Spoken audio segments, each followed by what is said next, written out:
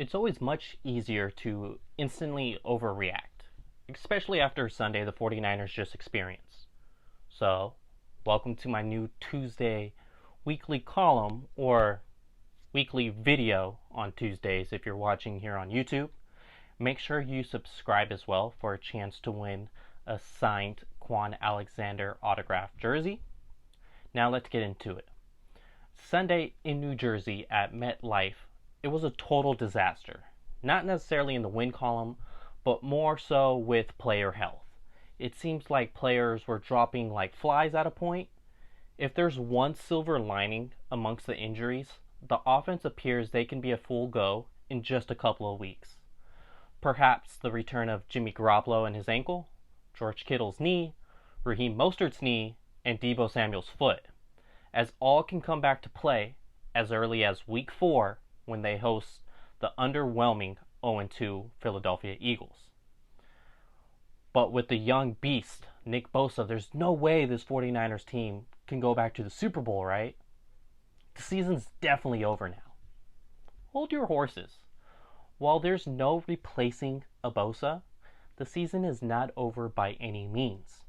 If last night was not an indication that the NFC West is wide open after the frequently competitive Saints lost to the Los Angeles, Las Vegas Raiders, what more examples do you need? How Seattle and Dallas's defense can't stop a nosebleed? Or Arizona beat a weak Washington team that barely squeaked out a win in Garoppolo's worst start as an NFL quarterback? Odds are Garoppolo will be a lot better the next go around, as Garoppolo didn't look good in Week 1 of 2019, and how did his season turn out? Bears have Mitch Trubisky, that's all that needs to be said about them, and while the Packers and the Rams, they look really great. They also did look really great after Week 2 of last season, and the 49ers still went a combined 4-0 against both of those teams in 2019. Do the injuries hinder the 49ers' Super Bowl aspirations? Well, obviously, this is an underreaction column or video, not a completely blind one. Garoppolo is 6-2 as a starter when Bosa is not on the field for the 49ers.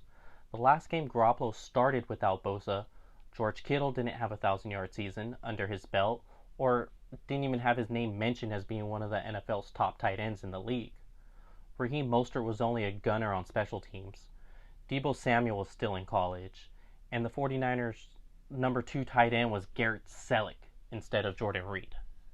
This offense is way more potent than Jimmy Garoppolo's first 8 starts as the 49ers quarterback.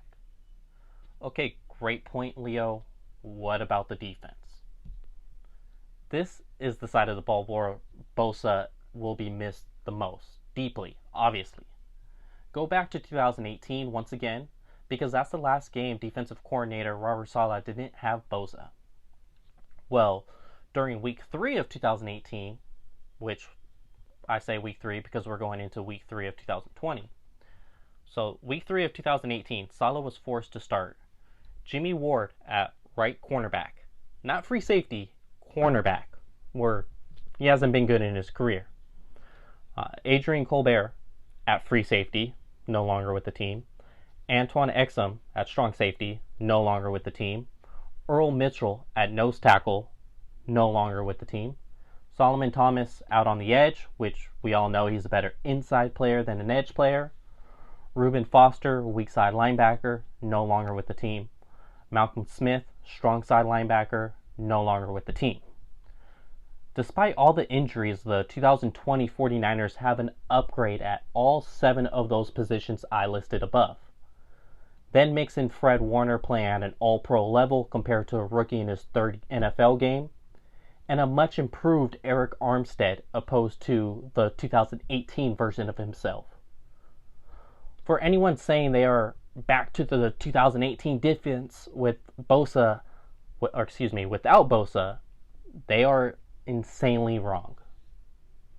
Over the last 10 games of the 2019 season, the 49ers averaged 32.3 points per game. That's a lot. With Kyle Shanahan still calling plays on that side of the ball, this team will remain a top NFC contender despite if the defense drops to more of a middle of the pack ranking defense. It's also worth noting, outside of the Ziggy Ansah addition, San Francisco will receive much more reinforcements when both Ronald Blair and his knee and Julian Taylor and his knee make their return back onto the active roster.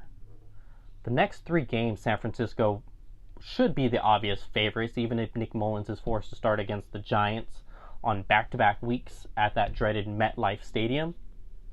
The revenge tour may have turned into the just stay healthy tour this season, but it's time to take a deep breath, faithful, as the season is far from over and the NFC is very, very much still in reach. Sports Illustrated, all 49ers. This is Leo.